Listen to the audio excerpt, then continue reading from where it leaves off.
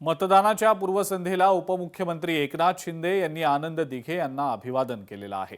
याशिवाय जास्तीत जास्त मतदारांनी मतदान करावं असं आवाहन सुद्धा उपमुख्यमंत्री एकनाथ शिंदे यांनी मतदारांना केलेलं आहे।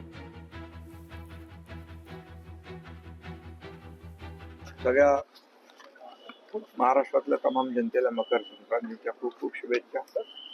उद्या मतदान आहे महापालिकांचं। सगळ्यांनीच जास्तीत जास्त मतदान झालं पाहिजे यासाठी प्रयत्न करावे आणि सर्वांनीच या लोकशाहीच्या पवित्र अशा मतदान प्रक्रियेमध्ये सहभाग घ्यावा आणि मतदान करावं अशा प्रकारचं आवाहन मी सगळ्यांना करतो। मतदानाची टक्केवारी वाढली पाहिजे आणि त्यामुळे सगळ्यांनी जास्तीत जास्त मतदान उद्या करतील अशी अपेक्षा आहे।